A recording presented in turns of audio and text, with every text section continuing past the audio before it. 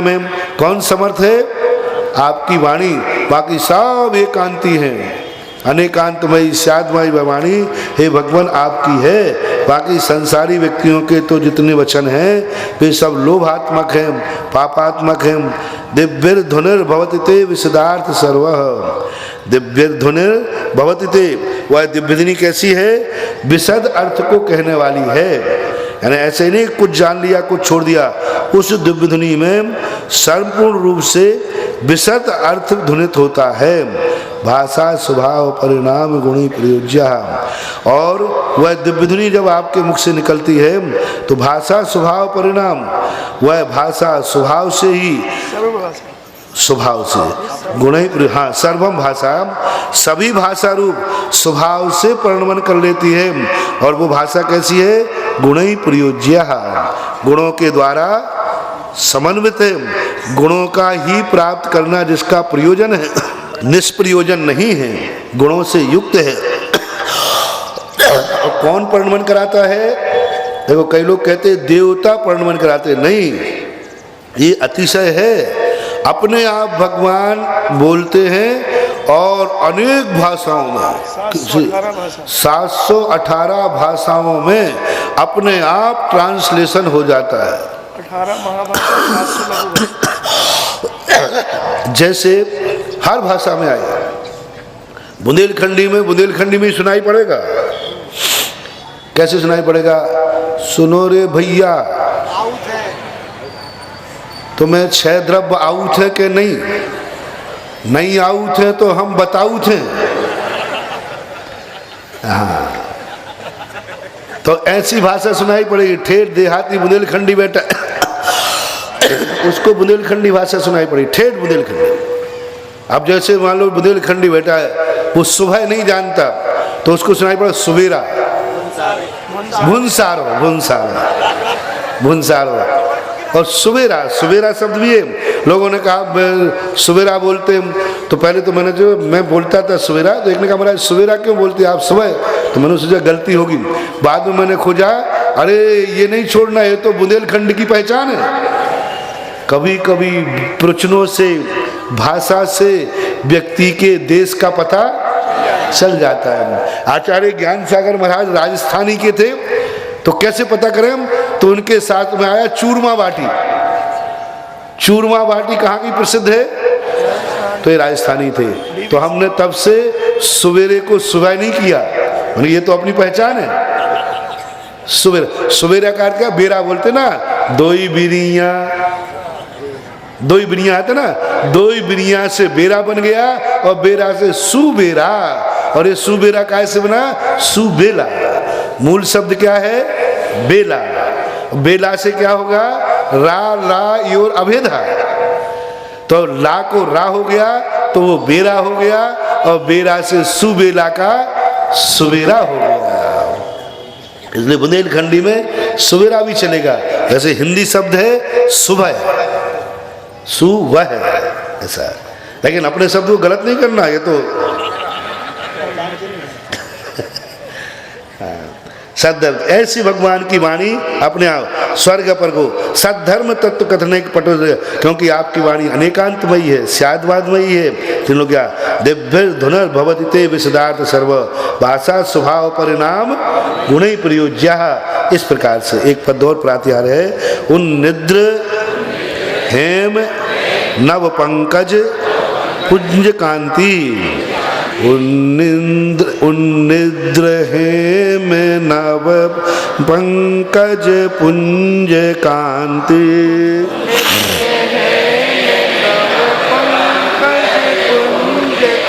पर्युल्लसन नख मयूख शिखाभिरामौ, पर्युल्लसन नख मयूख शिखाभिरामौ,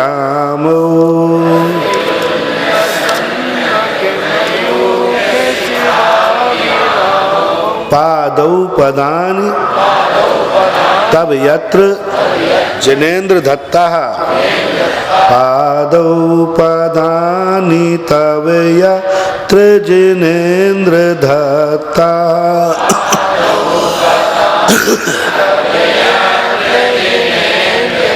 पद्मानि तत्र विबुधाः परिकल्पयन्ति पद्मानि तत्र विबुधाः परिकल्पयन्ति।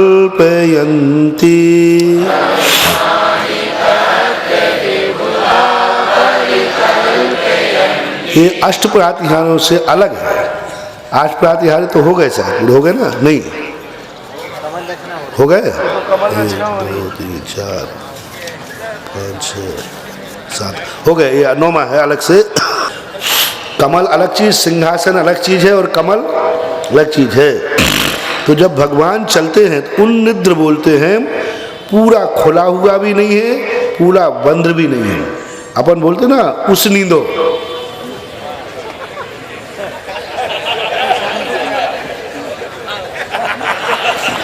देखो अब तुमने देखा ही नहीं कई लोगों ने, यूं गड़गड़ाता रहता है आंखें।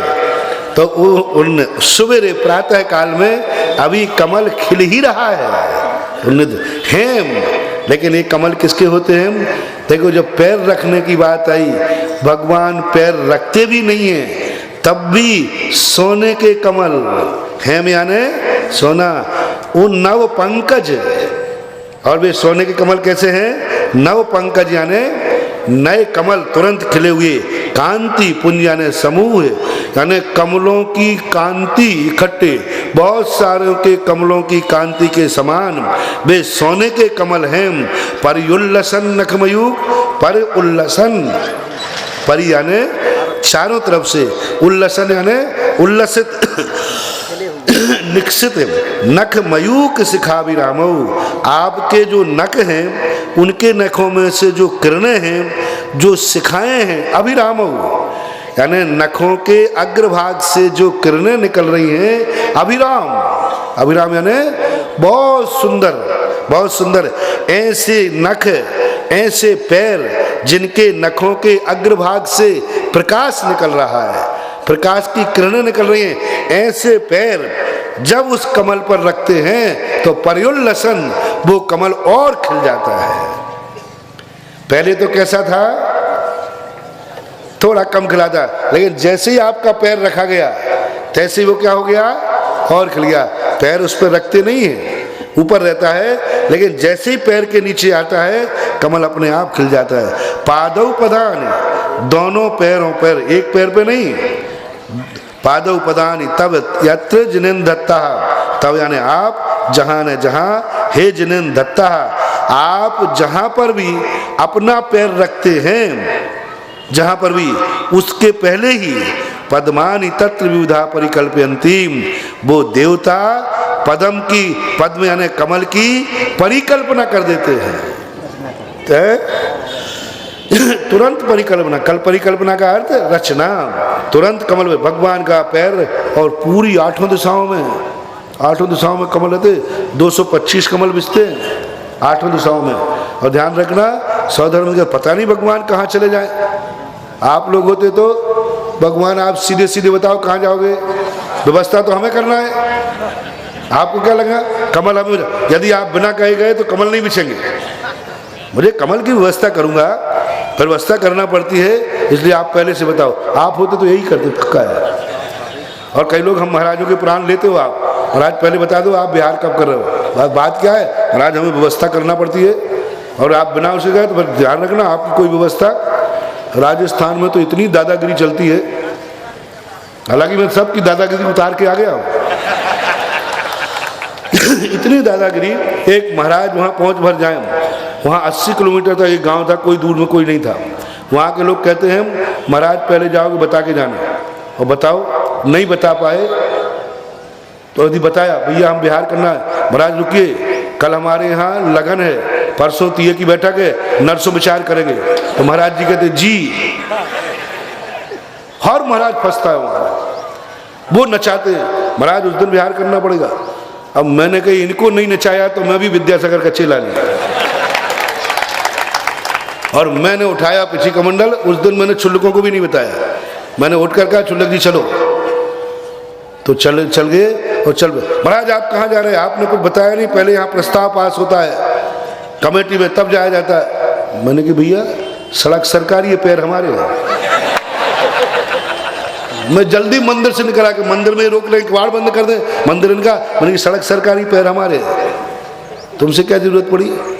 बोले महाराज हमारे यहाँ की व्यवस्था है, आपको पहले बताना चाहिए, मीटिंग हो रही। मैंने कि ध्यान रखना हमारे संघ की व्यवस्था है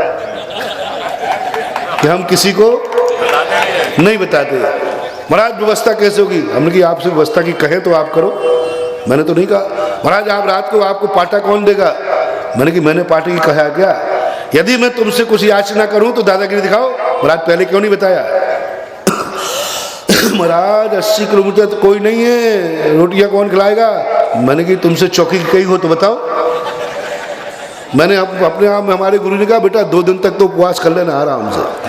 मैंने मन से किया देखना यहाँ के लोग चौके नहीं लगाएंगे तो। बोले चलो 2 दिन तक तो हम निपटा लेंगे। और हमने कहा 2 दिन में 80 किलोमीटर हम पार कर लेंगे।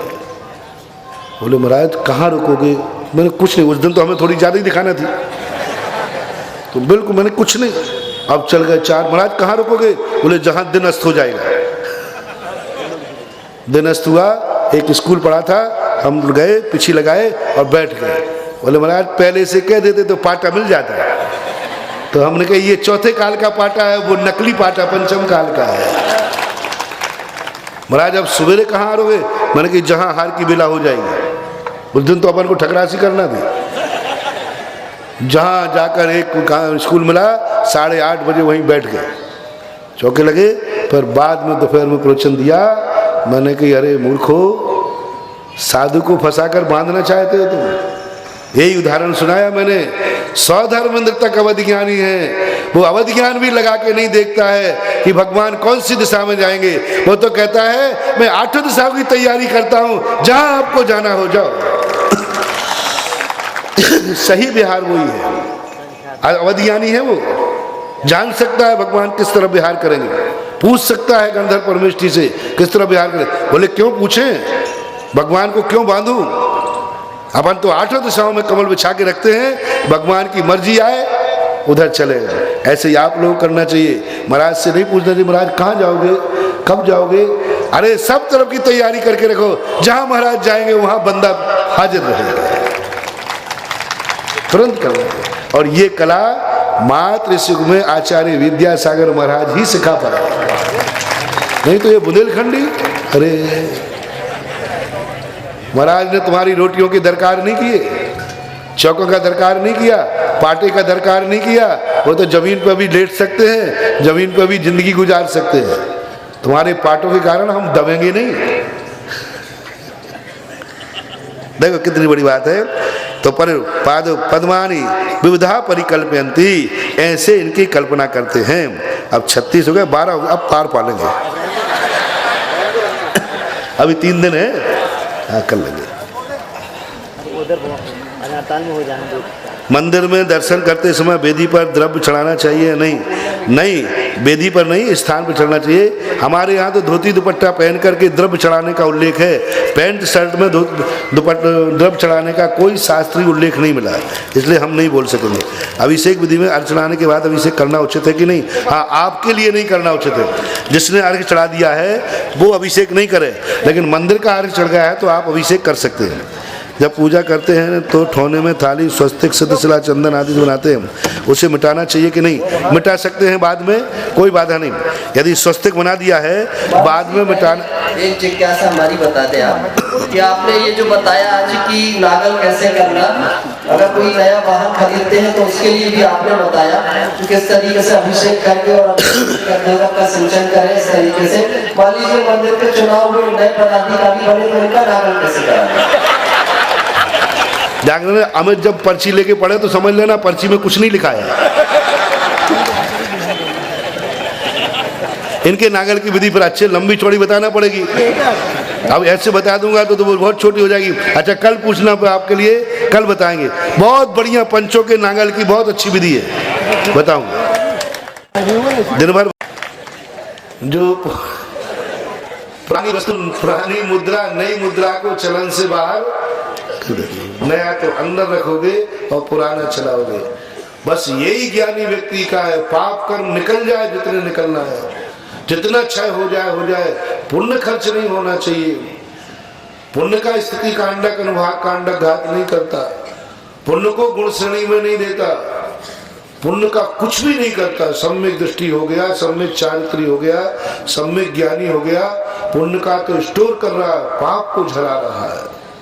लेकिन ध्यान रखना, पाप कर्म का उदय तो आएगा, लेकिन तुम्हें पाप करना नहीं है।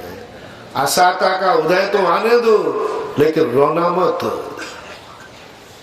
असाता का उदय आए तो रोना मत। अशुभ कर्म का उदय आए तो भागना मत। आने दो कर्मों का। और पापी व्यक्ति कहता है पुण्य के उदय में आकर पुण्य को भोगता है, और जैसे जैसे पुण्य को भोगेगा तैसे तैसे उसे पापानुबंधी पुण्य जो उदय में आया वो पाप ही बनाएगा। 4 दिन तो तुम्हें खूब अय्यासी करा देगा। तपेश्वरी से राजेश्वरी और राजेश्वरी से नरकेश्वरी। देखो कितना बड़ा मुनि था रावण। जैन दर्शन के अनुसार बहुत बड़ा मुनि था। उसने एक निदान बंद किया संसार को भोगने का, संसार का सर्वश्रेष्ठ व्यक्ति बनने का, अय्यासी करने का। बन गया। बनने के बाद कहाँ गया? नरक। वनवासी राम बनना श्रेष्ठ है, सोने की लंका का राजा बनना महान निकृष्ट है। यदि पाप के साथ में सोने की लंका मिले तो भी भारतीय संस्कृति है उसे ठुकरा देना, और धर्म के साथ में यदि वनवास भी मिलता है तो उसे स्वीकार कर लेना।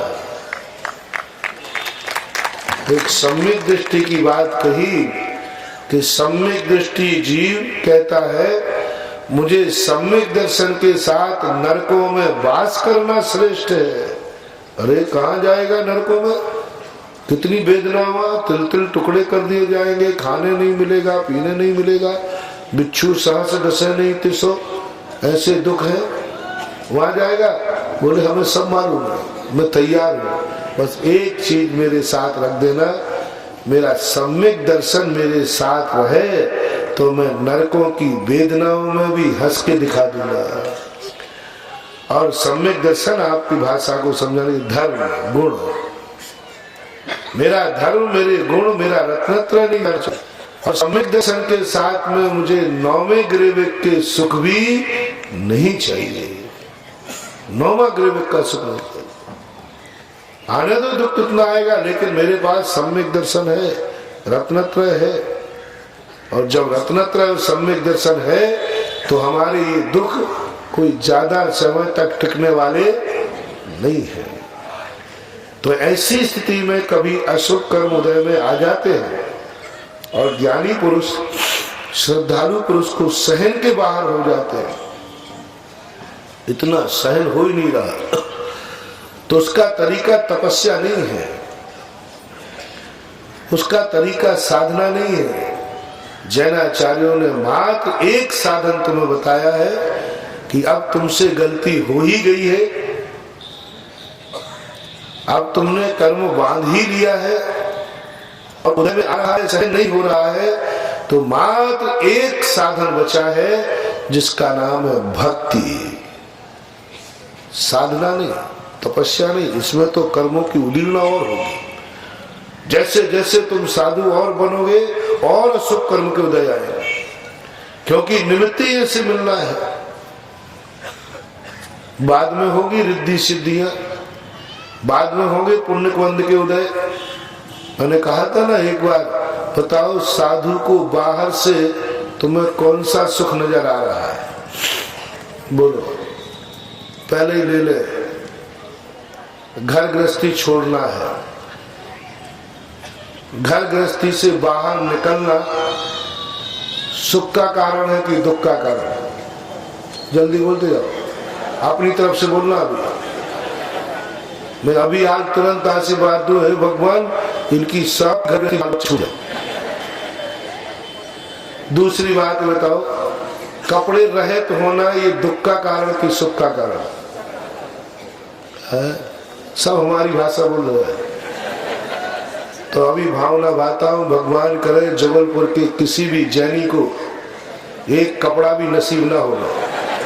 अभी दिया नहीं है आशीर्वाद, मैंने बोल पूछ रहा हूं। अभी आपने कहा ना कपड़े रहे सुख का कारण, तो मैं कौन सा बुरा भाव कर रहा हूं? कपड़े रहित हो जाना सुख का कारण है, भगवान करे। तुम्हारा तो अभी नहीं कह रहा हूं मैं, इनकी कह रहा हूं। क्यों भाई, कपड़े रहित होने में क्या बाधा आ रही? मरा ठंड लागे, गर्मी लागे, तो फिर तुमने किस मुंह से कह दिया कि कपड़े उतार कर दिगंबर रहना सुख का कारण है? तुमने कैसे कह दिया बताओ? तुम्हें कैसे पता कि सुख का कारण है? तुम कभी एक रात कमरे में और बढ़िया 0 टेम्परेचर पर बिना चद्दर रजाई के पाटे पर सो के बताओ, फिर सुबह पूछूंगा मैं। सुख का कारण उठाई जीप तालू से मार दी, सुख का कारण। काय का सुख का कारण? चलो केस लॉन्च करना दुख का कारण कि सुख का कारण? अब अपनी भाषा बोलो। है 2 बार कोई खरीद देवे तो झापड़ कर देवे। नंगे पैर चलना सुख का कारण कि दुख का कारण? एक टाइम भोजन करना सुख का कारण कि दुख का कारण है? सुख का कारण हो तो मैं अभी हाल इन लोगों को कभी दूसरे टाइम का भोजन ही नहीं मिले, ऐसे दिन आ जाए इनके करूं, क्योंकि एक टाइम खाने में सुख। बहुत बड़ी बात है। महावीर ने कहा तुम जितने पूज्य होते जाओगे उतने उतने तुम्हें अशुभ कर्मों को उदय में लाना होगा। और हम ऐसे ही तुम्हारी साधना बताएंगे जिससे तुम्हारे अंदर असाता जी कर्म है वे असंख्यात गुणी नजरा करें। कहां से होती है असंख्यात गुणी नजरा? किसी ने पूछा कि महाराज कैसे होती नजरा? बोले दिख नहीं रहा है, सर्दी गर्मी सहन कर रहे हैं मुस्कुराते हुए हंसते हुए, पैरों में छाले पड़ रहे हैं और हंस रहे हैं, बालों को उखाड़ रहे हैं हंस रहे हैं, एक टाइम भोजन पानी करते हैं और मुस्कुरा रहे हैं। यही तो है कारण कि ये अपनी असंख्यात गुणी नजरा कर रहे हैं पाप की, दुख के उदय आने पर हंस रहे हैं। हर चीज में सब ध्यान रखना, दिगंबर रहने में सारा का उदय कभी नहीं आता। 12 मासी 24 घंटे असाता कर्म का उदय रहता है। जो मुनि बनते हैं उनके सदा असाता कर्म के उदय रहते हैं, सदा ही रहते हैं। साता का उदय की कल्पना मत करना। वो मच्छर आ गया, ये खा लिया, अभी नहीं खाया, बता रहा हूं। कौन सा कर्म आ गया भैया? है थोड़ी ठंडी हवा चल गई, गर्मी हवा चल गई, धूल आ गई, मैं ऐसा केस लॉन्च करता है जब साधु, तो उस समय उसके तीव्र अशुभ कर्म का उदय आता है, असाता कर्म का, तीव्र असाता कर्म का उदय, पूरी असाता, पूरा पवारा रहती है असाता की। असाता तो नाम की चीज ही नहीं है वहां, क्योंकि बाल उखाड़ने में कष्ट तो असाता का उदय। बिहार करते हैं एक एक कदम पर असाता कर्म का उदय आता है, एक एक कदम पर एक कदम चलता है, और जब वो कंकड़ चुभते हैं तो असाता कर्म का उदय, एक एक कदम पर असाता। गर्मी के दिनों में एक टाइम आहार करना तीव्र असाता कर्म का उदय होना। मैंने तो कहीं नहीं देखा कि जितनी साधु की चर्या है कोई कर्म असाता के उदय को तो टाल देवे और साता के उदय को ला देवे। एक भी मूल गुण नहीं जिस कर्म के उदय से साता उदय में आती हो।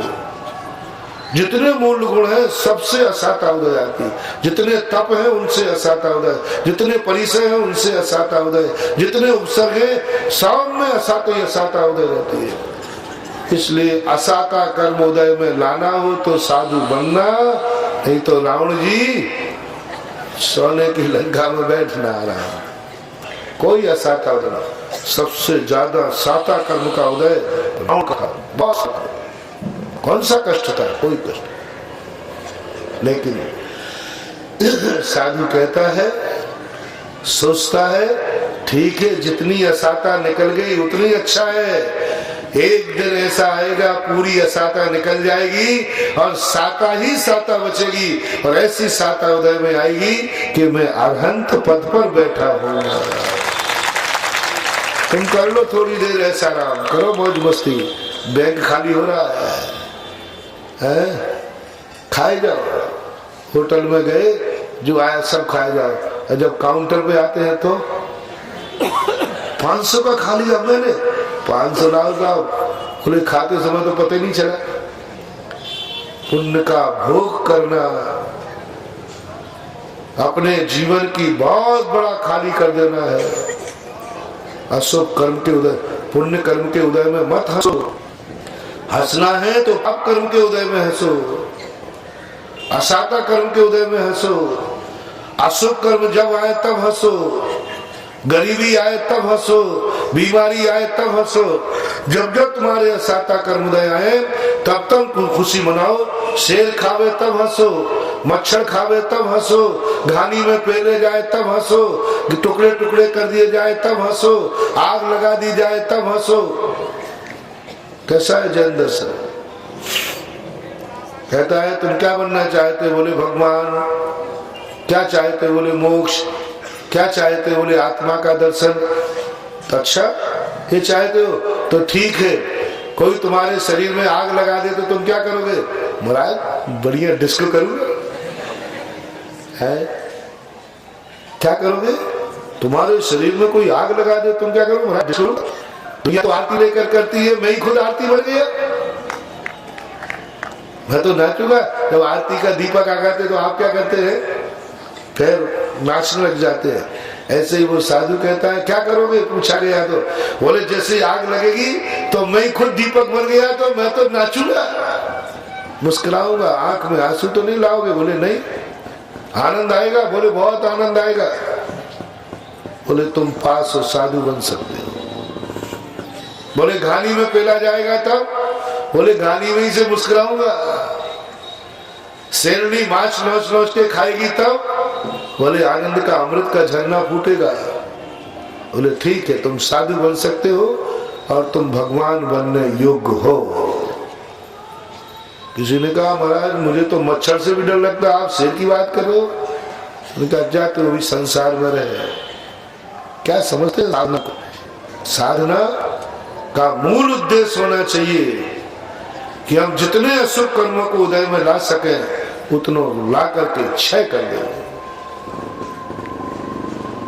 और यदि हम साता के उदय के लिए साधु बने हैं, पुण्य के उदय के लिए साधु बने हैं कि नहीं मैं साधु इसलिए बना हूं कि मेरे इतने पुण्य का उदय आए कि मेरे से बड़ा आदमी नहीं रहे, तो पूज्यवर कुंद स्वामी कहते हैं बदनी माणी धरंता शीलाणी तहा तबब्ज कुब्बंता परमट्ठ वाहराजे ते अन्नानी पुण्य मिच्छन्ति। जो व्रत समिति गुप्ती साधुपना अपने शुभ कर्मों के उदय के लिए, साता के उदय के लिए, पुण्य के बंध के लिए करते हैं, वे अन्नानी पुण्य मिच्छन्ति मिथ्या दृष्टि भैरप्पा। बहुत बड़ी बात, बहुत बड़ी बात। लेकिन फिर भी आप हम भी छदमस्त हैं। कभी कभी ऐसा होता है कि हम ऐसे पाप कर्मों के चंगुल में फंस जाते हैं जहां हमारी साधना भी डगमगाने लग जाती है, जहां हमारा आचरण भी डगमगाने लग जाता है, जहां हम अब खड़े रहने की ताकत भी नहीं रख पा रहे हैं। बस यदि अब मेरा शुभ कर्म नहीं टला तो मैं गिर जाऊंगा, अब यदि सहन नहीं हुआ तो सामायिक छोड़ दूंगा, अब यदि और कर्म का उदय आ गया तो मुझे मरना पड़ेगा, अब नहीं सहन कर सकता। और इतने टेंशन में आता है, इसलिए नहीं कि अशुभ कर्म का उदय आ गया, इसलिए टेंशन में आता है कि अशुभ कर्म अब मुझे अपने व्रत पर डिगने नहीं देंगे। इतना आ गया अशुभ कर्म, अब नहीं कर पाऊंगा, अब मैं मुनि व्रत का पालन नहीं कर पाऊंगा, इतनी अशुभ कर्म का उदय आ गया। अब गया धर्म मेरा, गया रत्नत्रय मेरा, जो मैंने इतनी बड़ी मुश्किल से पाया था। उस समय जब ऐसी दशा आ जाए ऐसे ग्रस्त की दशा तुम्हारी आ जाए, अब नहीं जा पाऊंगा मंदिर। मैंने नियम लिया था जिंदगी में कि मैं बिना मंदिर के नहीं खाऊंगा, लेकिन ऐसे अशुभ कर्म का उदय आ गया, अब मंदिर नहीं जा पाऊंगा, अब माला नहीं फिर सकती है, अब स्वाध्याय नहीं हो सकता है। हमारे नगर में साधु आ जाए और मैं आहार न दे पाऊं, मेरे यहाँ चौका न लगे, ये संभव हो ही नहीं सकता। मेरा नियम था कि मेरे नगर में साधु आएगा, मेरे यहाँ चौका लगेगा। साधु आएगा ना आएगा, बहुत बड़ी बात है। उद्दिष्ट के त्याग का अर्थ क्या होता है? पहला यही होता था कि श्रावक सदा चौके में शुद्ध करता था। चलो अब वो कमी आ गई तो कम से कम इतना तो नियम हो जाए। इतना सा नियम, आजकल तो आप सीधी कह देते हो महाराज इतने दिन से चौका लग रहा है। बोले किसके लिए? महाराज आपके लिए तो लगा रहा हूँ, आपको इतनी अकल नहीं होगी। अब मैं तो अब उस चौके में आहार करने साधु जाएगा तो साधु भ्रष्ट हो जाएगा, साधु को प्रायश्चित लेना पड़ेगा। महाराज हमारे तुम लोगों की भाषा ही बन गई, हमारे आजकल महाराज का चौका चल रहा है। बोले यही है ना। अब समझ लो साधु गया जाए मोह के कारण से, साधु को प्रायश्चित लेना पड़ेगा। महाराज के चौके में महाराज के आहार, साधु का आहार तो साधु के चौके में होता है। और चौका किसके लिए लग रहा है अभी शिवनगर में? बोलो वो तो जो है सो है, वो तो मुझे मालूम है। एक ही भाषा, तुम भी मरोगे साधु को भी मारोगे, तुम्हें भी किंचित पुण्य नहीं लगना, साधु को भी नहीं लगना। चले लगे लोभी गुरु लालची चेला हो नरक में ठेलम ठेला। लगाए जाओ, दिए जाओ हार और हम लिए जाए। तुम्हें अहंकार महाराज को हार दे दिया, हमें अहंकार के हमने बंदे के हार लिया। दोनों का कवाड़ा है पक्का। साधु के लिए चौका लगाते हो, भूल करके चाहे कितनी भी पड़ेगी। साधु भूखा मर जाए तो मर जाने देना, लेकिन कभी भूल कर साधु को चौके मत लगाना। साधु के मरने में तुम्हें इतना पाप नहीं लगेगा। साधु यदि महाराज भूखों मर जाएगा साधु हमारे नगर में, तो मैं कह रहा हूं ना, मर जाए तो मर जाने देना, तुम्हें पाप नहीं लगेगा। लेकिन साधु के लिए चौका लगाना, ये साधु के मरने से भी बहुत बड़ा पाप है। मूलाचार में एक पिंडाधिकार है, पढ़कर के रोंगटे खड़े हो जाते हैं। जब 46 दोषों का वर्णन किया, मरेंगे तो साधु, लेकिन साधु पद पर तो मरेगा। लेकिन साधु के लिए चौका लगा करके साधु मरेगा तो ध्यान रखना, वो तो असाधु बन के मरा है, कम से कम बिना हार के मरेगा तो साधु पद पर तो मरेगा। इसलिए महिलाओं पुरुषों सब नियम करो, आज के बाद कभी साधु को चौका लगाना नहीं। नरक जाना हो तो लगाओ और गुरु को नरक भेजना हो तो लगाओ। सीधी सीधी कह दिया। बोलो सब नरक जाना चाहते हो क्या है? तो हमें भेजना चाह रहे होगे, सबकी प्लानिंग यही होगी। नहीं है तो नियम कर लेना। मैं बहुत बड़ी बात कह रहा हूं, कभी भूल करके भी साधु को चौका मत लगाना, कभी मत लगाना। ये साधु का चौका है, ऐसा टाइटल भी नहीं रखना। कोई पूछे तो ये कभी मत कहना अभी हमारे यहाँ महाराज का चौका। ये 3 बातें त्याग कर दो, नौवा नवकार बन के। जो मैं कह रहा हूँ पत्थर की लकीर समझना, इसमें कोई हेर फेर मत समझना। दोनों का पाप कर्म का बंध, दोनों दोषी, भूल करके नहीं लगा। नाम ही मत लेना हमारे यहाँ महाराज का चौका लग रहा है, किसी को कहना भी मत। फिर क्या करे? मरने दो ना साधु को। तुमने ठेका लिया है क्या बचाने का? तुम तो अपना बचाओ। अब तरीका मैं बता देता हूं, ऐसा भोजन करो ना। पद्म पुराण में आया, जब रामचंद्र जी वनवास में थे तो उनका भोजन इतना शुद्ध बनता था कि वो अपनी थाली लगा के भोजन के लिए बैठे।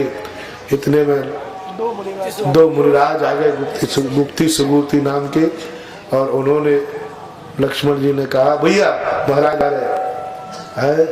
अब महाराज आते ही तो हार को निकले थे, रामचंद्र जी ने अभी शुरू नहीं किया था भोजन, तुरंत महाराज को प्रधान कर लिया, जो थाली अपने लिए लगी थी वो थाली महाराज के लिए दे दिया। ऐसे संकट की घड़ी में, वनवास में इतना शुद्ध भोजन जिनकी थाली में था कि वो भोजन महाराज के काम आ गया। महाराज, अरे महाराज रुके नहीं, अब महाराज रुको, मैं आपके लिए शुद्ध बनाता हूँ। आपके नगर में महाराज आ जाए तो महाराज अभी रुको, चौका में अभी थोड़ी देर है, अभी देर है, वो आपके तो भोजन नहीं, भोजन तो बना रखा महाराज, कल के पराठे रखे हैं।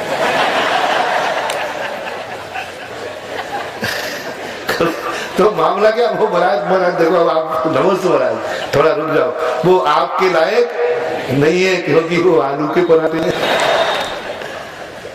वो अशुद्ध घी के पराठे हैं, वो अशुद्ध के हैं। देखो हमारे आदर्श श्रावक भोजन कर रहे थे, वो महाराज ऐसा आहार हो गए, वो आहार जब साधु के पेट में जाएगा, साधु की साधना को अनंत गुणी बढ़ा देगा। तो महाराज इसलिए तो कहते हैं आप लोगों को थोड़ी अकल आना चाहिए। रामचंद्र जी जो खाते थे ना वही महाराज ने ले लिया ना, आप लोगों को तो 17 नाटक है, 17 नाटक। इसलिए अब आप लोग भी आज से यही नियम लो, जो हम लोग खाते हैं,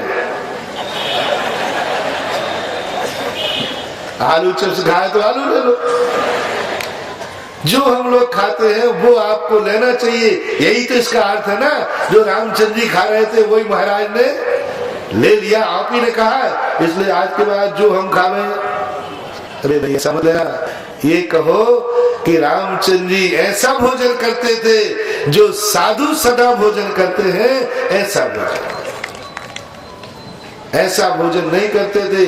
कल के दिन महाराज आ जाए तो ऐसा मेरी थाली में भोजन पाया जाए जो महाराज के योग्य ही न हो, यानी ऐसा भोजन अपनी थाली में सेवन करते थे जो साधु भी आ जाए तो उसे अलग से बनाने की जरूरत न पड़े, ऐसा भोजन करने की बात थी। ऐसा भोजन करो कि साधु भी आ जाए।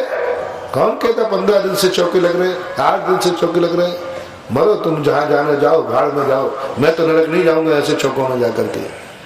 जो ये कहते महाराज 8 दिन हो गए, 15 दिन हो गए, मैंने कही और हो जाए, मर जाओ जिंदगी में, रो रो के मर जाओ, मुझे तो दया आने वाली नहीं है। साधु बड़ा निर्दयी होता है, साधु बराबर निर्दयी। जिसने जन्म दिया, 20-22 साल तक पाला, उन्हीं के आंसू नहीं रोक पाए तो तुम्हारे क्या आंसू रोक पाएंगे रे 4 महीने के। साधु को कभी दया नहीं आती। 8 दिन हो गए, 15 दिन हो गए, इसका अर्थ तो तुम साधु को चौका लगा रहे हो। सदा ऐसा आहार बनना चाहिए। हम कोई साधु को चौका नहीं लगाते, हम जीवन में ऐसा भोजन करते हैं जैसा साधु भोजन करते हैं। हमारे यहाँ भोजन ही वही बनता है जो साधुओं का भोजन बनता है। 12 मास इतना ना कर पाओ महाराज, ये तो देखो आप मर जाओगे। देखो बेफालतू ज्यादा हैकड़ी मत हाको। हम लोग इतना, चलो दूसरा कर लो। मैंने बागड़ में के ऊपर 2 दिन बहुत अच्छी तरह से समझाया था। आज की परिस्थितियों में साधु और श्रावक की सुरक्षा हो जाए और आहार दान हो जाए, कैसे करना। आज की परिस्थितियां तुम्हें मालूम है और साधु की परिस्थिति मालूम है। साधु को चौका लगे नहीं और साधु को आहार दे दिया जाए तो एक तरीका है। चलो 12 मासी नियम मत लो। जब तक तुम्हारे नगर में साधु आएगा, हमारे नगर में साधु रहेगा, तब तक हम अपने घर में कोई अशुद्ध भोजन नहीं बनाएंगे। वही भोजन बनेगा जो साधु के योग्य है, वही हम भोजन खाएंगे। जब तक साधु, 1 दिन साधु रहे तो 1 दिन, 2 दिन रहे तो 2 दिन, 4 महीने रहे तो 4 महीने, जब तक साधु है तब तक हमारे घर में वही भोजन बनेगा जिसमें साधु के लिए मुझे अलग से बनाना। क्योंकि कोई पूछे क्या है शुद्ध भोजन बना, बोले हमारा नियम है कि महाराज रहेंगे तब तक हम शुद्ध खाएंगे। अब बोलो वो भोजन तुमने महाराज को बनाया कि अपने लिए? क्योंकि नियम किसका है? आपका नियम है कि जब तक महाराज मेरे नगर में है तब तक मैं शुद्ध भोजन करूं, बस शुद्ध भोजन करूं। कुएं का पानी लूंगा, मर्यादित भोजन करूंगा। जब तक महाराज है मेरे घर में आलू प्याज गलंत नहीं आएगा। ऐसी अभक्ष चीजें नहीं बनेंगी जो महाराज के साधु की चर्या के विरुद्ध हो। जब तक, कितनी देर तक? जब तक साधु आपके नगर में है, आपकी कॉलोनी में है, आपकी कॉलोनी में, तब तक कॉलोनी ने नियम ले लिया कि भाई बस अब अपन लोग शुद्ध भोजन करेंगे सभी लोग, क्योंकि अपने यहाँ महाराज जी पधार चुके हैं, आरिकाएं पधार चुकी हैं, हेलक छुल्लक पधार चुके हैं, कोई त्यागी वृत्ति आ गए हैं अपने नगर में। इस समय ध्यान रखना, पूरी साल भर अभक्ष सेवन करना, उसका पाप एक तरफ रख दीजिए। और जिस समय तुम्हारे नगर में साधु है, उस समय एक आलू चिप्स भी मुंह में खाना अनंत गुणा पाप का कारण है, क्योंकि साधु तुम्हारे नगर में, कॉलोनी में, मंदिर में है। इस समय तुम अभक्ष सेवन कर रहे हो, जो समय शुद्ध भोजन करने का था। साल भर का आलू खाया हुआ, साल भर में कितने खा डाले? 1-8 क्विंटल तो हो जाएगा। हाँ, 4-5 क्विंटल मराएगा, हमें कम थोड़ी खाएंगे। आधा किलो 1 किलो प्रतिदिन का तो घर में 365 किलो तो खाई जाते हैं। उसका पाप एक तरफ। और जिस समय तुम्हारे नगर में साधु है, उस समय का अभक्ष सेवन, गलंत खाना अनंत गुणा। एक चिप्स खाया आपने आलू, वैसे रात में आप सदा खाते रहे हैं। और साधु जब तुम्हारी कॉलोनी में है, उस समय तुम रात्रि का भोजन कर रहे हो, तो ये पाप जीवन भर के रात्रि भोजन के पाप से अनंत गुणा पाप होगा। क्योंकि तुमने किनकी छाया में खाया? जब साधु तुम्हारे नगर में थे, उस समय तुमने रात में खाया, उस समय तुमने गुटखा खाया, उस समय तुमने शराब पी, उस समय तुमने अभक्ष भोजन किया, उस समय तुमने पापाचार किए। उस समय का पाप अनंत गुणा है। इसलिए जब साधु हमारे नगर में रहे, जितने दिन रहेगा, सारे पाप की बात कर रहा हूं। हम वैसे तो संयम आप पालन नहीं कर पाएंगे, लेकिन जितने देर तक, जितने समय तक हमारे नगर में साधु हैं, उस समय तक हम सब ब्रह्मचर्य व्रत से रहेंगे, जीवन भर का अब्रह्म। और साधु तुम्हारी कॉलोनी में हो, उस समय विषय भोग अनंत गुणे पाप के बंध का कारण बनते हैं। निधत्त निकाचित पाप बंद होता है, और इतना पुण्य क्षय हो जाता है कि जिंदगी भर का कमाया हुआ पुण्य, साधु के रहते हुए तुमने पाप किया है, तो वह जिंदगी भर का पुण्य उस पाप के भोग में समाप्त हो जाएगा। और वैसे जिंदगी भर भोगते रहे तो इतना पुण्य का क्षय नहीं होगा। क्योंकि साधु के आते ही तुम्हारी ये मर्यादा में क्या छप गया? किसी ने पूछा महाराज कहाँ है? बोलो, क्या बोलेंगे? शिवनगर। एड्रेस, अब जब तक महाराज यहाँ है, तुम्हारा ये कॉलोनी किसके एड्रेस बन गई? महाराज का एड्रेस बन गई। अब महाराज का जब एड्रेस बन गई ये कॉलोनी, तो तुम्हें भी अपने आप में सावधान रहना है। जब तक महाराज बैठा है, ये कॉलोनी महाराज के नाम की है, महाराज की है। और महाराज के क्षेत्र में पाप करना वज्र लेपो भवे, क्योंकि ये कॉलोनी किसका एड्रेस बन गई? महाराज। इसलिए अच्छा है कि महाराजों को बुला के उपद्रव मत किया करो। नियम करो, आज के बाद साधु नहीं आएगा शिवनगर में। शिवनगर में क्यों? जबलपुर में नहीं आएगा, खत्म। बड़ा खतरा है इन साधुओं को, है बहुत खतरा है। साधुओं से इतना खतरा है, इन मंदिरों से इतना खतरा है, ये दीपक के समान है। सावधानी रखो तो प्रकाश दे दे, और चूक जाओ तो जला के भस्म कर दे। बहुत खतरा है। इसलिए अब आज के बाद क्या प्रस्ताव पास हो रहा है? महाराज अब गलती हो गई होगी, वो तो हमें मालूम नहीं था। आज के बाद जबलपुर में मुनियों का प्रवेश। अरे मूर्खानंद, साधुओं का प्रवेश बंद कराने की अपेक्षा ये नियम ले लेना कि नगर में साधु प्रवेश करेगा, उसी दिन से मेरे पाप कार्य बंद। बस इसमें 2 कार्य सज जाएंगे, उतने समय तुम पाप से बच जाओगे और धर्म का लाभ लो। उतने देर नहीं, महाराज का प्रवेश हो चुका है, और मेरे नगर में, मेरी कॉलोनी में जब तक महाराज है, हम इन पापों का त्याग करते हैं। हम रात में नहीं खाएंगे, हम अवक्ष सेवन नहीं करेंगे, हम जब तक मेरी कॉलोनी महाराज है हम संयम से रहेंगे, ब्रह्मचर्य व्रत से रहेंगे, ऐसा झूठ भी नहीं बोलेंगे जिससे दूसरे के जीवन का नाश हो जाए। हम ऐसा क्रोध भी नहीं करेंगे कि हम दूसरे का मर्डर कर दें। ऐसा क्रोध नहीं करूंगा क्योंकि मेरे नगर में, मेरी कॉलोनी में महाराज है और ये क्षेत्र बन जाता है, एड्रेस बन गया है। ये नियम होना चाहिए। बहुत बड़े पापों से तुम बच जाओगे। पाप छोड़ने की बात नहीं कर रहा हूं, लेकिन जब साधु को बुला लिया है कॉलोनी में तो थोड़ा साधु को रहते हुए इस कॉलोनी को इतनी पवित्र रखो, इतनी पवित्र रखो कि साधु विचरण करे तो वे पाप बरगड़ा है उसको छू भी न सके। इतना पवित्र, ठीक है, पापों का त्याग नहीं करना। इसलिए भोजन के संबंध की चर्या चर्चा थी। इतना इस प्रकार का भोजन करना। महाराज आपका क्या परेशान है, 3.5 महीने के लिए आए थे, 5 महीने हो गए, आपको ठिकाना हो तो बात अलग है। आप 3.5 महीने में 2 महीने में चले जाओ तो थोड़े अच्छे महाराज कहलाओ। तुम तो ऐसे जमे, अब हम लोग मरेंगे। कोई तरीका है 5 महीने के चतुर्मास? अब इतनी देर तक हम शुद्ध खावे, पापों को छोड़े, संयम से रहें, मेरे बस की बात नहीं होगी। तो दादागिरी को दिखा रहे, कौन कह रहा है? तो तुम्हें बता रहा हूं महार में इतने महीनों तक हम भोजन करेंगे शुद्ध। हाँ, जितने दिन करना हो करो, नहीं तो महाराज को आने के पहले कह दो, महाराज ध्यान रख लेना ये तारीख आने की और ये तारीख अपनी बार ऐसे लाना। देखो मेरे से तो 15 दिन मांगे थे शिवनगर को, महाराज 15 दिन। एक सेवा दल शिवनगर कॉलोनी में जिसका एक ही काम होगा, इधर महाराज का प्रवेश, और वो घर घर जाके कहेगा भैया महाराज जी प्रवेश कर गए हैं, आप अभक्ष सेवन नहीं करना, संयम से रहना। जितने दिन महाराज रहेंगे अपनी कॉलोनी इस समय पवित्र हो चुकी है, कहीं महाराज तो पवित्र करें और अपन लोग गंदा करें, ये बात ठीक नहीं है। महाराज तो झाड़ू लगाए और तुम वहां गंदगी करो, है ये होना चाहिए।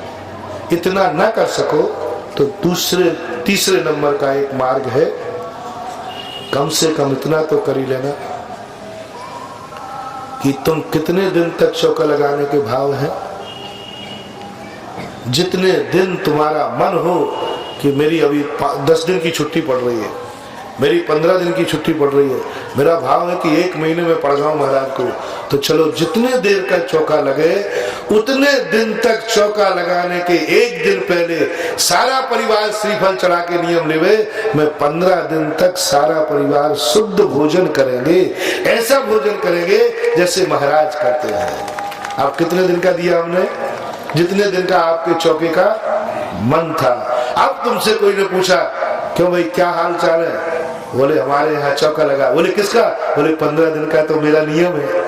अब वो जब तुमने नियम ले लिया तो 15 दिन जब तुम शुद्ध खाओगे तो वो शुद्ध भोजन किसके लिए बना? बोलो ना, शुद्ध भोजन खाने का नियम किसका है? आपका है। अब जब शुद्ध भोजन तुम खाते ही हो और तुमने नियम लिया है कि 15 दिन तक मैं शुद्ध भोजन खाऊंगा, तो बस अब आ जाओ पड़गाने। जब शुद्ध भोजन मैंने अपने लिए बनाया ही है तो हम तो ये शुद्ध भोजन महाराज को दे के खाएंगे, उनकी बेला टालेंगे। अब बोलो वो भोजन किसके लिए बना था और दिया किसको? ये कहलाता है चौका, ये कहलाता है छक्का। चौका और छक्का महाराज ये भी थोड़ा कठिन है। पूरा परिवार महीना भर चौका लगाए तो महीना भर शुद्ध खाना पड़ेगा। मर जाएंगे महाराज हम लोग तो। एक मर जाए तो गारंटी मेरी है, बल्कि शुद्ध खाने से कई बीमारियां और ठीक हो। महाराज एक कंसेशन और कोई हो तो दे दो। चलो अंतिम दे रहा हूं। इसके बाद कहा तो पर ध्यान रखना, मुझे गुस्सा बहुत तेज आता है।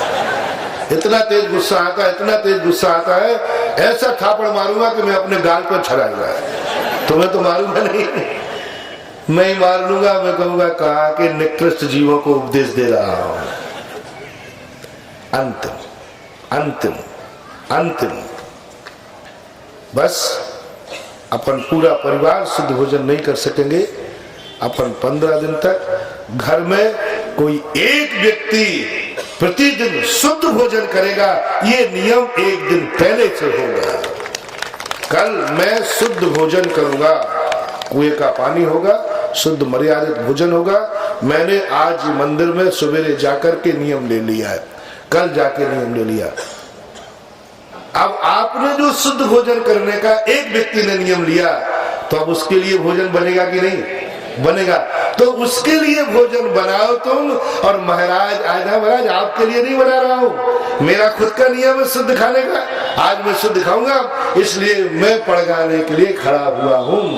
अब यदि महाराज के आहार नहीं हुए तो कोई गम की बात नहीं, क्योंकि भोजन किसके लिए बना था? सुधा सागर नहीं सही, स्वयं सागर सही है। क्योंकि भोजन किस लिए बना था? अपने लिए बना था। आपने तो भोजन को दुख नहीं होगा, यही होगा कि अंतराय कर्म का उदय था। लेकिन भोजन किसके लिए बनाना? भली एक दिन का नियम लो, पूरे नहीं ले सकते तो बारी बारी से लो। आज मैं शुद्ध खाऊंगा, कल तुम शुद्ध खाना, परसों फलाना शुद्ध खाना। घर में 10 लोग हैं, एक एक दिन शुद्ध खाने का भोजन लो।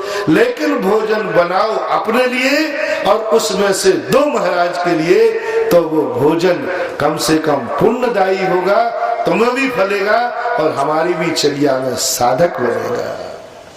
बहुत सरल विधि है भैया।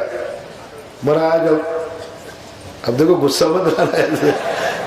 एक व्यक्ति एक दिन का ले लो, दूसरा दूसरे दिन। मतलब आरोप क्या आ जाए उस भोजन में कि ये भोजन मैंने महाराज के लिए, ये पानी किसके लिए भर के ले जा रहे हो कुएं पे? किसी ने पूछा, तुम्हारे दोस्त ने। अभी तक क्या कहते थे बोलो ना, सब यही बोलते। और भैया आपको महाराज के लिए ले जा रहे हो, हमारे महाराज कुएं का पानी लेते हैं। वो कुएं का पानी नहीं, वो जहर है, जहर है। तुमने साधु को जहर दिया है, पानी नहीं दिया, जहर दिया है। और जब तुम नियम ले रहे हो तो क्या कहोगे? आज मेरा नियम है कुएं के पानी पीने का, इसलिए ले जा रहा है। अंतर समझ रहे हो ना? आज मेरा नियम है कुएं के पानी का, इसलिए मैं ले जा रहा हूँ। सब्जी वाला पूछे आज आलू क्यों नहीं खरीद रहे? बोले आज हमारा नियम है कि हम आलू नहीं खाएंगे, आज हम पानी कुएं का पिएंगे, इसलिए ले जा रहा हूं। यानी हर क्रिया पर टाइटल तुम्हारा हो और तुम्हारे में से फिर महाराज को दो, तो वो कहलाता है अतिथि समविभाग। तुम तो पूरे का पूरा महाराज के नाम, और सुनो रे पापियों, महाराज के नाम बनाया और बाद में तुम खाते हो। सब लोग बिल जमा कराओ। भोजन किसके नाम से बना था और डकार कौन गया? शर्म नहीं आती तुम्हें? महाराज का भोजन डकारते हो। या तो महाराज के नाम का भोजन बनाना बंद करो, और या जब तक महाराज रहे तुम उस भोजन को करना बंद करो। क्या करना ठीक है? महाराज यही नियम लेता हूं, आपके नाम का आज से नहीं बनेगा, बस मजा आ जाएगा। ये विधि सरल विधि। तो ऐसी स्थिति को अपनी चर्चा थोड़ी बाहर हो गई, अपनी भक्ति की चर्चा चल रही थी। जब ऐसा असहनीय तुम्हें संकट आ जाए कि अब तुम्हारा धर्म डगमगाने लगा, अब तुम धर्म करने लायक नहीं रहे, अब ना हाथ दे सकते हो, ना महाराज के साधुता बन सकती है, तो जैन आचार्यों ने बताया एक मार्ग है भक्ति का। पूज्य आचार्य महाराज हमारे कहते हैं विद्यासागर जी कि जब हवा काम नहीं करती है तब दवा काम करती है। जब हवा बिगड़ जाए तो फिर क्या काम करती? दवा। जब दवा काम नहीं करती है तब दुआ काम करती है। सारी दवाएं जब खत्म हो जाए कोई नहीं, तो डॉक्टर भी अब क्या कहता है, भैया हमने तो अपना पूरा प्रसाद कर लिया, अब आप जानो और ऊपर वाला जाने, बस अब तो भगवान भक्ति। ये नियम है। यही पूज्यवर मानतुंग आचार्य के मन में भाव आया। क्या है इनके पास ऐसी परेशानी है जिसका कोई साधन नहीं, जिसको कोई बचने का साधन नहीं? तो पूज्यवर मानतुंग आचार्य जब जेल में पड़े होंगे, कौन बचाएगा यहाँ 48 सालों के अंदर? कौन मेरी रक्षा करेगा? कौन यहाँ आ सकता है? तो उनको भी ध्यान में आया होगा अब ये ताले तपस्या से नहीं टूटेंगे, ये ताले शुद्ध उपयोग से नहीं टूटेंगे। पहले ही दिन भी मैंने कहा था ये ताले चारित्र से नहीं टूटेंगे, ये ताले रत्नत्र से नहीं टूटेंगे। इन तालों को तोड़ने का एक ही तरीका है, मात्र भगवान की भक्ति है।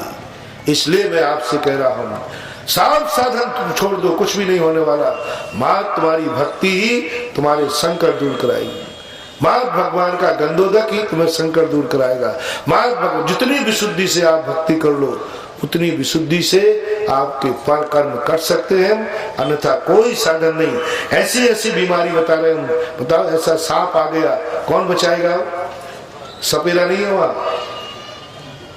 बात है तो नाग नाग दमनी हरजी यस बलगत तुरंग गज गर्जित भीम नाद, बलगत तुरंग गज गर्जित भीम नाद।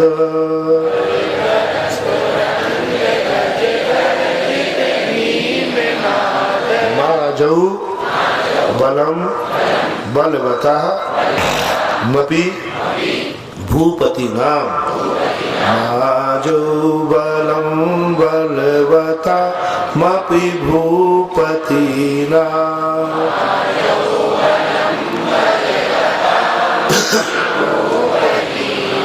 उद्यत दिवाकर मयूख शिखा पवित्रम, उद्यत दिवाकर मयूख शिखा पवित्रम।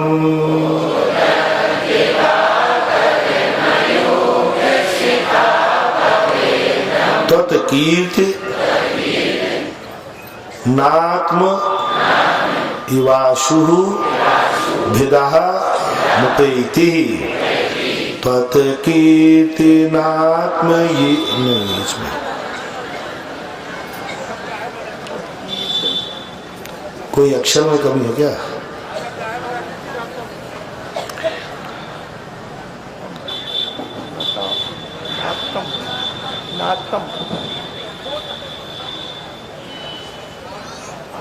ठीक है, एकता और है वहां। त्वत्कीर्ति नात्म ये वासुभिदा मुपैति,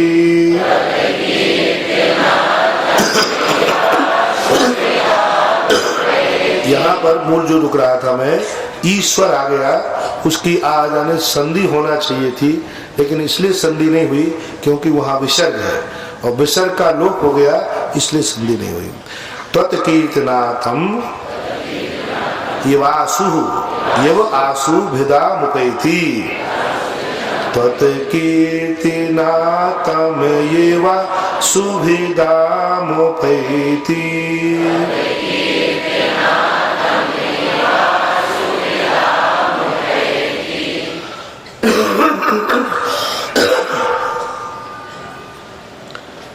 बलगत तुरंग, बलगत बोलते हैं उछलते हुए, तुरंग यानी घोड़े। बलगत तुरंग यानी जो बलगा होती है ना, बलगा जो गले में लगाते हैं, उसके माध्यम से वो उछलते हैं और ज्यादा, यानी बलग से उछलने वाले, बलगत तुरंग, उछल कूद करने वाले। ऐसे गज गर्जित भीमनाद, यानी युद्ध का वर्णन है। इसलिए हमने कहा था ना, मुझे ऐसा लगता है कि मानतुंग आचार्य राजकुमार थे, राजा रहे हैं, और उन्होंने युद्ध भी लड़े हैं, क्योंकि जिस ढंग से इन्होंने वर्णन किया है और किसी अन्य संकटों को कम लिया, युद्धों के वर्णनों का ज्यादा लिया इन्होंने वर्णन। तो बलगत तुरंग गज गर्जित, गजों की जो गर्जना है वो कैसी है? भीम नाद, भीम नादम, माँ उधर चला जाएगा तो गजों की गर्जन और उछलते हुए घोड़े, इनकी भयंकर आजो, आजो यानी युद्ध, माँ निकाल देना और आजो बनेगा। बलम, बल बोलते सेना को, बलवताम सेना वाला, सेनापति, राजा। अपि भूपति नाम यानी सेना से सहित ऐसा कोई भूपति है, और ऐसा युद्ध हो रहा है जिसमें हाथी चिघाड़ कर रहे हैं, घोड़े उछाल कर रहे हैं। उद्यत दिवाकर मयूख, अब वो युद्ध जीतना संभव नहीं था, क्योंकि इतना भयानक है वो भूपति कि बल सेना के साथ में है, सेना लेकर के आया है, और बलवताम बहुत ज्यादा अपने आप में शूरवीर है, वो स्वयं भी बल वाला है और उसके साथ सेना भी है। पहला बल है सेना का, दूसरा बल है स्वयं की शक्ति का। राजा भी शक्तिशाली है और सेना भी शक्तिशाली है। ऐसे भूपति नाम आजो, ऐसे भूपति के द्वारा युद्ध हुआ है। तो कैसे? उद्यत दिवाकर मयूख, जो सवेरे काल में दिवाकर सूर्य उदय होता है उसकी मयूख शिखा पवित्रम, अभी सूर्य नहीं निकला है, सूर्य की किरणों के अग्रभाग से शिखा पवित्रम त्वत्कीर्तिनाथम, तम शब्द यहां से निकालना पड़ेगा, त्वत्कीर्तनाथ, आपके कीर्तन से, इव तम यो, जैसे सूर्य के निकलने से नहीं, सूर्य की किरणों के अग्रभाग से तम रूपी अंधकार भिज जाता है, ऐसे ही आपके नाम के कीर्तन से ऐसा खूंखार शत्रु भी क्या होता है? भिदाम उपेति, विधाम यानी वह भाग जाता है, नष्ट को प्राप्त हो जाता है। पक्ष ये है कि ऐसा महान भयानक अंधकार है जो रात भर से छाया था, लेकिन सूर्य की किरण निकलते ही वो अंधकार क्या हो जाता है? नष्ट हो जाता है। हे भगवान, ऐसे ही ऐसा भयंकर युद्ध हो गया हो राजा का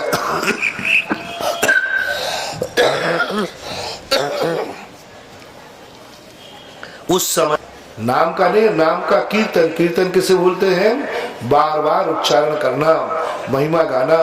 इसलिए इस काव्य को जब तुम्हारा कोई दुश्मन किसी को बस में करने के लिए मत मानना, दुश्मन के नाश करने के लिए मत पढ़ना।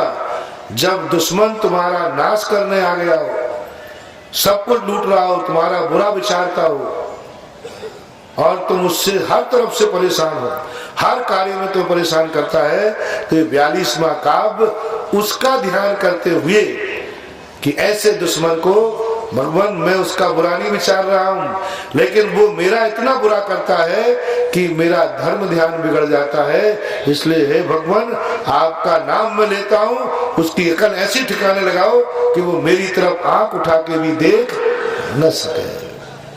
सैंपल में मत अपनाना, श्रद्धा करो।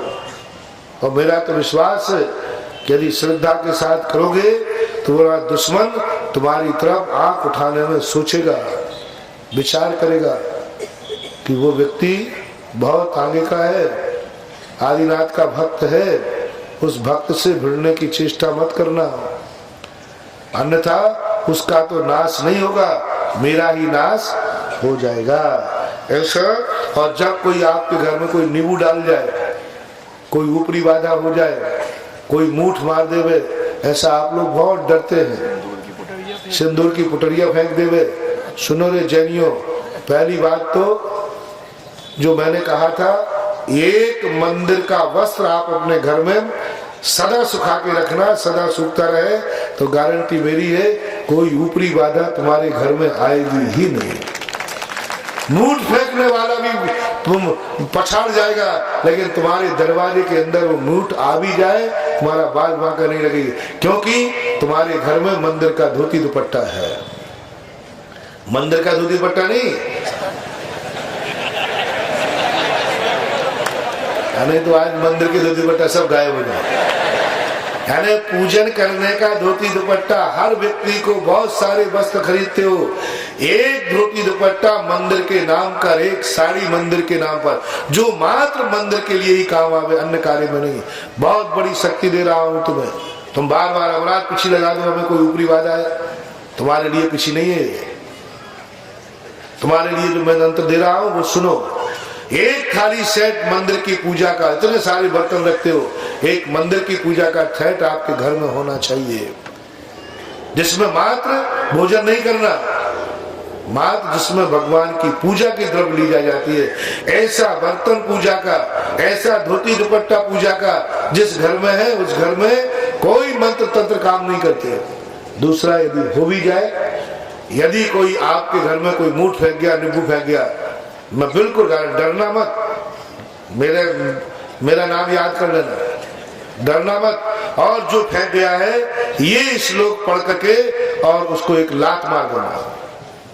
किसमें? नींबू में, किसमें? पोटली। महाराज हवा सक जाएगी, चिंता मत करना, लात मार देना। और जूता पहने हो तो जूता पहने मार देना और एक थूक देना। मेरी गारंटी है तुम्हारा बाल बांका नहीं होगा। जिसने किया होगा उसका ऐसा बंटा झाड़ होगा कि वो दोबारा फिर किसी पे करेगा नहीं, पक्का है। बस डरना मत, एक लात मारना तुरंत दे और थूक देना उसके ऊपर। तांत्रिक जितनी क्रियाएं हैं, यदि तांत्रिक क्रिया जिसके ऊपर की है, यदि उसने उसका अपमान कर दिया है तो वो करने वाले का नाश कर देती है। ये तंत्र विद्या का नियम है, बहुत बड़ा नियम कह रहा हूं। तंत्र विद्या वाला जिस पर फेंकी है, यदि वो डर गया तो जिसने तंत्र किया है उसकी ताकत और बढ़ जाएगी, उसकी वजह। और यदि जिस पर तंत्र किया है, तांत्रिकों को बहुत सावधान रहना पड़ता है। जिसके ऊपर तंत्र किया जा रहा है कहीं वो इसको पछाड़ तो नहीं देगा। यदि पछाड़ दिया तो तंत्र विद्या इतनी निगेटिव होगी कि उसको कहेगा, रे दुष्ट, तूने मुझे ऐसे व्यक्ति के पास भेजा जिसने मुझे लात से ठुकरा दिया, जा मैं तुझे जिंदा नहीं छोड़ूंगा। उसी दिन से उसका डाउनफॉल चालू हो जाएगा, तंत्र विद्या उसकी तरफ से चली जाएगी। इसलिए डरना मत। जब भी तुम्हारे घर में कोई लाल धागा बांध देवे, कोई मिट्टी कर दे, कुछ भी करे, कोई मुझे पता नहीं क्या क्या फेंकते हैं, तुम सबसे पहले जूता मारना और थूक देना। गारंटी मेरी है, तुम्हें कुछ भी हो जाए तो मैं तुम्हारे पीछे बैठा हुआ। लेकिन इन तंत्र विद्याओं से डरो मत, डरो मत। ये तंत्र मंत्र विद्याओं से इनके सबके सवाल है। और इस पद को 9 बार नवकार मंत्र पढ़, 9 बार ये पद पढ़ लेना। किसी दुनिया की ताकत नहीं जो तुम्हारा कुछ नहीं कर पाए। जैनी वो ताकत है जिनके ऊपर सारे 3 लोक की ब्रह्मांड की शक्तियां आ जाए तो जैनी का बाल बांका नहीं कर सकते। लेकिन तुममें जैनत तो हो तब ना, आदिनाथ के प्रति तुम्हारी श्रद्धा भक्ति हो ना, तब ना तुम्हारा ऐसा परिणाम हो ना। तुम तो बस यही से बना महाराज। लेकिन डरना नहीं, ध्यान रखना, भय का भूत होता है। बहुत बड़ी हमने तंत्र विद्या का आज तुम्हें मंत्र दिया है। कोई महाराजों की जरूरत नहीं है, कोई दुनिया भर के मालाएं फेरने की जरूरत नहीं है। मात्र उसका अपमान कर दो, बस खत्म हो जाएगा। और हो सके और ज्यादा बताओ, और ज्यादा बताओ, एक लात मारने के बाद थोड़ा सा घास तेल ले करके उसको आग लगा देना। तो जैसे जैसे वो मूठ जलेगी, जैसे जैसे जिसने फेंका होगा वो भी जलता जाएगा, ध्यान रखें, उसकी भी स्थिति मिल जाएगी। करेगा क्यों? करने वाले तो बहुत दुनिया में जो पंडाल से बाहर है। पंडाल में तो मैं, इसलिए मैं आप लोगों को कह रहा हूं, इसको मैंने खुद प्रैक्टिकल किया। मेरे पीछे दुश्मन कम है क्या? मेरे तो मैं जहां जाऊं वहीं दुश्मन, इतने दुश्मन। एक पंचकल्याणक की बात है, नाम नहीं लूंगा। एक पंचकल्याणक में एक किसी व्यक्ति ने, नाम भी नहीं, वो साधु भी हो सकता है, उन्होंने कहा पंचकल्याणक, तो पंचकल्याणक की बेदी के पीछे एक सूकर के बाल, हड्डियां सब गाड़ करके रख गए, जिससे पंचकल्याणक विघ्न आया। मैं सामायिक बैठना था, महाराज जी यहाँ कुछ गाड़ दिया। मैंने कहा देर मत करो, जाओ तुरंत एक लात मारो उसमें। और जैसे ही वो डरे हुए, महाराज कैसे करूं? मैं खड़ा हो गया, मैंने कहा लात मारो, क्योंकि मेरे पास जूते नहीं है। ये जूतों के देवता है, लातों के भी नहीं। लात होती तो मैं ही निपटा देता। जूते पहन के एक बच्चे को रोया और जैसा वो मटका लड़कता गया जिन्होंने फेंका था, तो 24 घंटे के अंदर ऐसी हालत हो गई उनकी कि उनको अंतोगत्वा वो शहर ही छोड़ के भागना पड़ा। 24 घंटे के अंदर शहर छोड़ के भाग गया, ऐसी हालत उनकी हो गई। तो ये तंत्र विद्या से कभी मत डरना। ये भक्तांबर की ताकत तुम्हें दे रहा हूं, भक्तांबर का ब्रह्म विद्या तुम्हें दे रहा हूं। डरना। कुंताग्र भिन्न गज सोणत बारी वाह। हम टाइम इसलिए ले रहे हैं अपन को क्योंकि आज खत्म करना था और विधान का अपन ने सोचा था, लेकिन आपका उत्साह है और आपकी ये भीड़ देख करके कमेटी के तो हाथ पैर फूल गए और मेरे भी फूल गए। इतने लोगों की विधान की व्यवस्था कैसे होगी? नहीं हो सकती, नहीं होती। पूरी तैयारी कर ली। अच्छा ये बताओ, भक्तांबर का उद्यापन में विधान होता है तो कितने लोग बैठेंगे विधान में? हाथ उठाए। अपनी सामग्री लेके आए। बस हो गया काम, नहीं कर सकते व्यवस्था। सभी लोगों ने हाथ उठा दिया। महाराज अपनी सामग्री लेके आए तो भी धोती दुपट्टा पहनना पड़ेगा। पूरे पंडाल में टेबल कुर्सी लगाने पर भी 1000-1500 लोग बैठ पाएंगे बिना उठे, धोती दुपट्टा पहन के। फिर विधिवत भी होना चाहिए। इसलिए जब तुम्हारी जनता देख करके तो मन आया कि अब विधान तो नहीं हो पाएगा। बहुत विधान बहुत कठिन है, बहुत कठिन। व्यवस्थित देखो अभी कैसे बैठे हैं, देखो सब कुछ करके, और टेबल लगेगी, कुर्सी लगेगी, बहुत कठिन है। अपने मंदिर में कर लेंगे, कोई जरूर नहीं। शिविर है, विधान का नाम करवाते भी नहीं हो तो इनका भाव आया, मैंने कभी नहीं करवाया। विधान शिविर है, कोई अनुष्ठान थोड़ी है। अब एक अपन विधान करेंगे, अपन सब लोग कल इसके समापन पर पूरे भक्तांबर का पाठ करेंगे और एक एक कड़े का एक एक अर्घ्य चढ़ाएंगे, एक एक श्लोक का।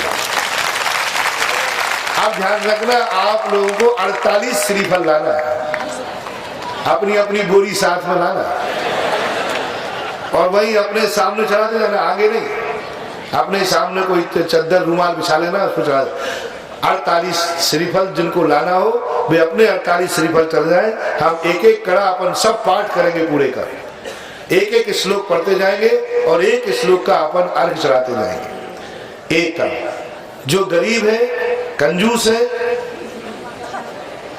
तो वे कम से कम एक श्रीफल तो जरूर लाए, जो अंत में 48वें काव्य पे चढ़ा देंगे, जब पूरा जयमाला। तो सब जितने लोग पढ़ा है, जो भक्तांबर पाठ जिन जिन लोगों ने पढ़ा है, वे कल क्या करेंगे, कम से कम एक श्रीफल और अधिक से अधिक 48 श्रीफल। जो 47 बादाम ले आए, एक श्रीफल ले आए। देखो छुल्लक जी, ठीक है, मेरे से काम छोटा मत कराओ। ठीक है, महाराज बादाम की छूट दे दो बेचारों को। कमल का टाकी ले लो, कमल का टाकी। नहीं ला सकता, काली मिर्च की ले लो, वो बढ़िया है।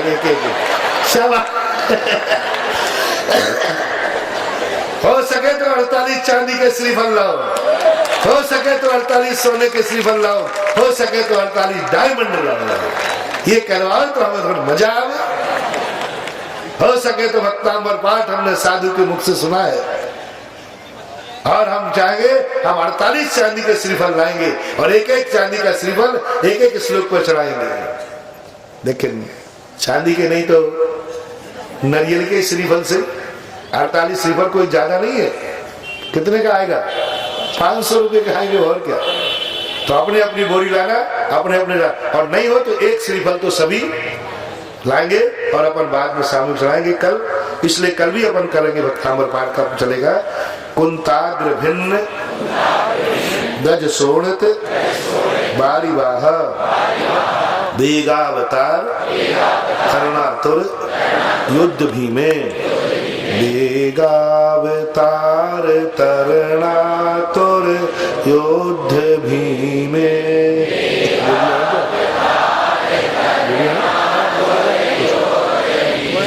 युद्धे जयम युद्धे जयम विजित दुर्जय जय पक्षा। युद्धे जयम विजित दुर्जय जय पक्षा।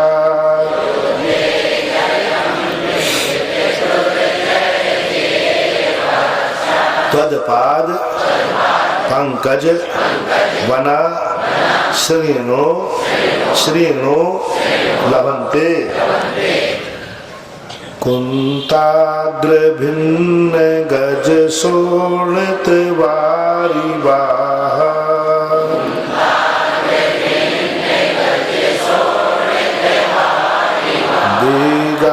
वेगावतार तरणातुर युद्ध भीमे।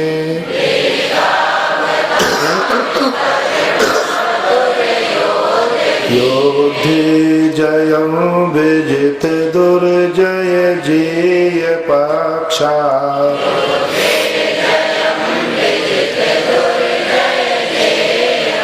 तदपाद पंग